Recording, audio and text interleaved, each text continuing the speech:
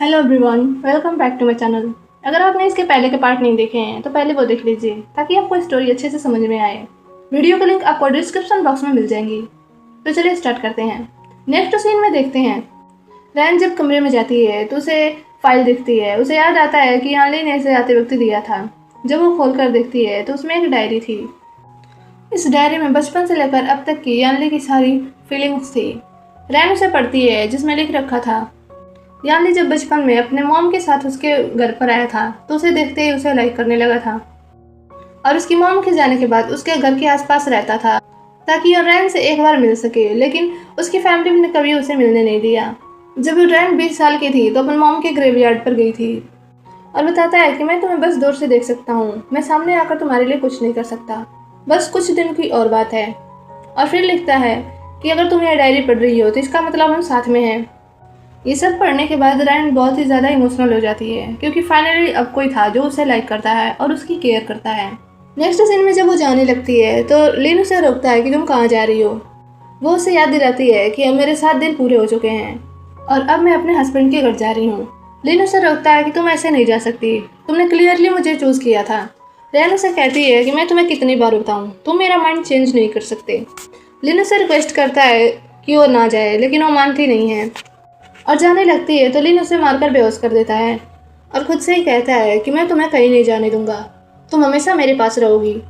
वहीं दूसरी तरफ देखते हैं यानली रैन का इंतजार कर रहा था। बहुत देर हो जाती है, यार रैन नहीं आती तो वो उसके लिए परेशान होता है और उसे फ़ोन लगाता है, लेकिन फ़ोन नहीं लगाता जिससे वो और ज़्यादा परेशान हो जाता है और जल्दी से गाड़ी में बैठकर जाने लगते हैं। यानली की और लिन की गाड़ी आपस में क्रॉस करके जाती हैं, लेकिन वो एक दूसरे को देख ही नहीं पाते हैं। उसके बाद देखते हैं जब रैन को होश आता है तो लिन से पूछती है कि तुम मुझे कहाँ लेकर आए हो। वो उसे हंसते हुए बताता है कि ऐसी जगह जहाँ पर हमें कोई नहीं ढूंढ सकता और कहता है कि जल्दी से तैयार हो जाए, अभी हमारी शादी है।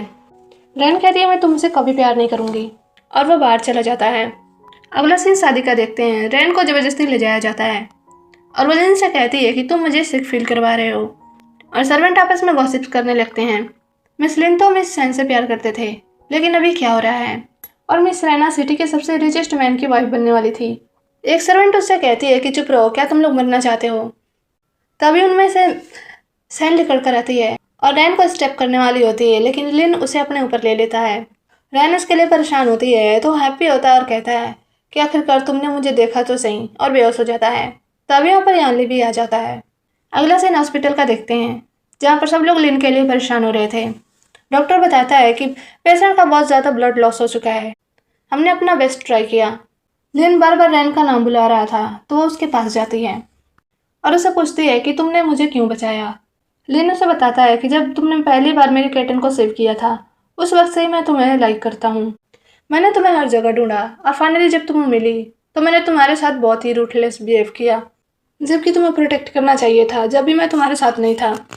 रैन उसे कहती है ये सभी पास्ट की बातें हैं, अब इसका कोई मतलब नहीं है।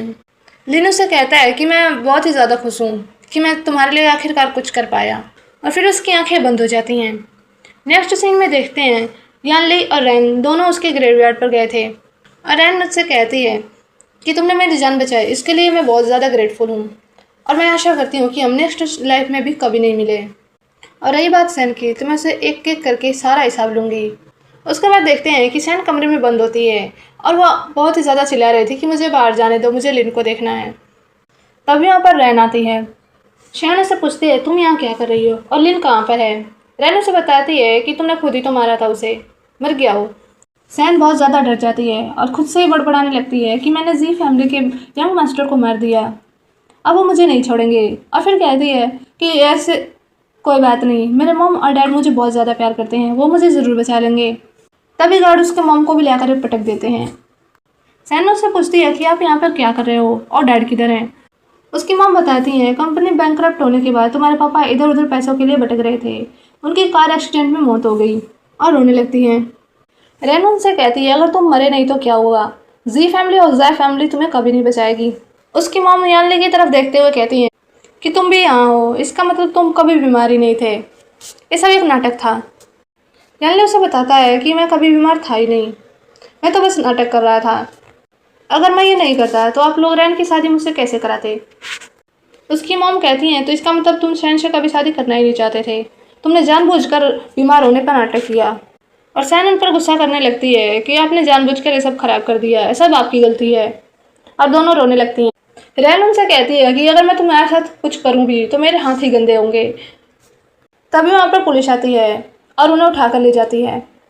अगले सीन में देखते हैं कि रैन प्रेग्नेंट थी और यानली उसकी बहुत ज़्यादा केयर कर रहा था।